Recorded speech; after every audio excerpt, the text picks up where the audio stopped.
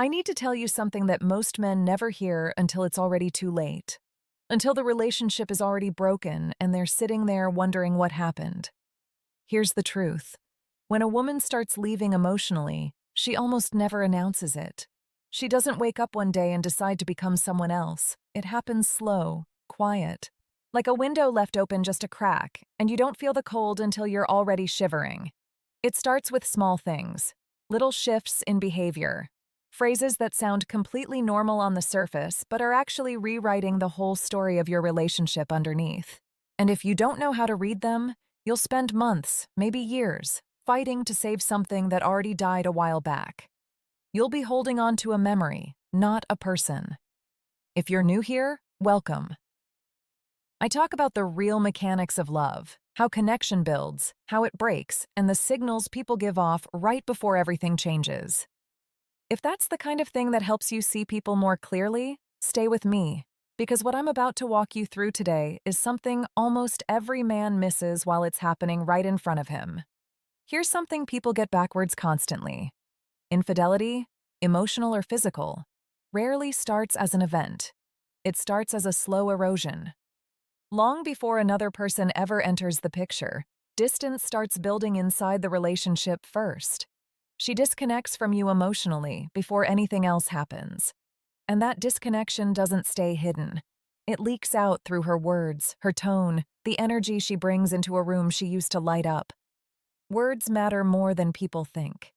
What someone says on repeat tells you what's happening underneath, in the place they're not ready to admit out loud. So today I want to walk you through 5 phrases, 5 things women commonly say when they're emotionally checking out or quietly preparing themselves to connect with somebody else. Before we go further, one thing needs to be said clearly. Not every woman who says these things is being unfaithful.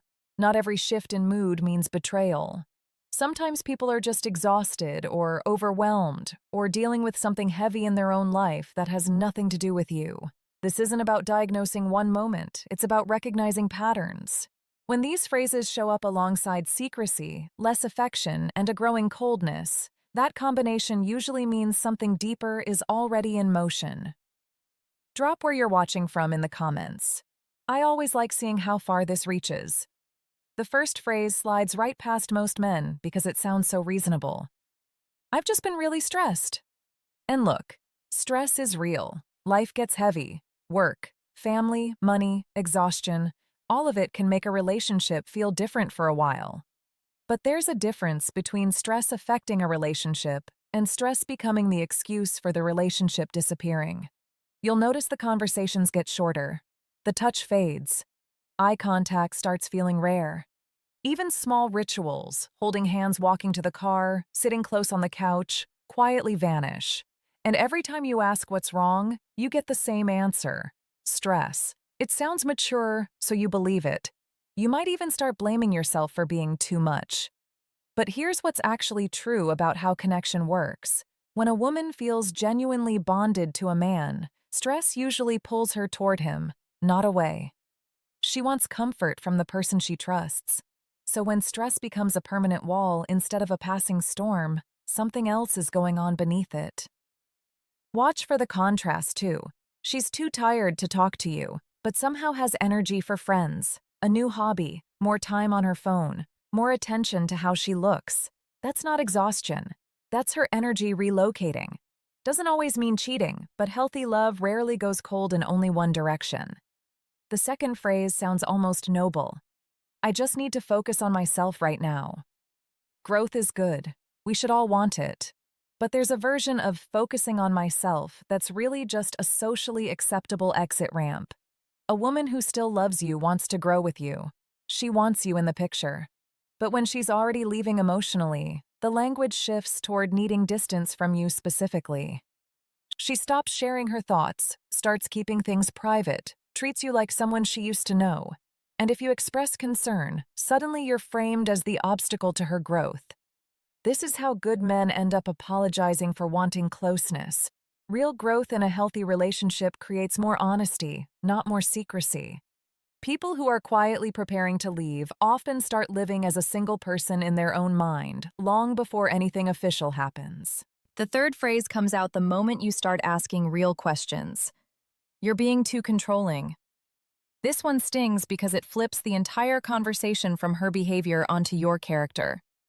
You ask why she's guarding her phone, staying out later, feeling distant, and instead of a real answer, you get anger. Accusations that you don't trust her, that you're suffocating her. Now, to be fair, actual controlling behavior is a real problem, and it's not okay. But there's a massive difference between controlling behavior and a fair question in a relationship. People who love each other openly talk through discomfort. They want their partner to feel secure. When someone reacts with disproportionate anger to a simple, fair question, it's usually because the question is landing too close to the truth. This is how you get trained to stop trusting your own perception, and that's dangerous, because your instincts are usually more accurate than you give them credit for. The fourth phrase is the trickiest because it's disguised as kindness. I don't want to hurt you. It sounds gentle, caring even. But this phrase tends to surface right when someone is already halfway gone. It's less about protecting you and more about softening you up for what's coming. People who are fully committed focus on fixing things together, not pre-apologizing for future pain. If you hear this on repeat, pay attention to the discomfort in your gut, not just the soft tone in her voice. Guilt often shows up before someone actually leaves. The mind knows something is happening before the actions catch up, and that guilt leaks out as strange over-apologizing or sudden emotional outbursts. The fifth phrase feels harmless on its own. I've just been thinking a lot lately.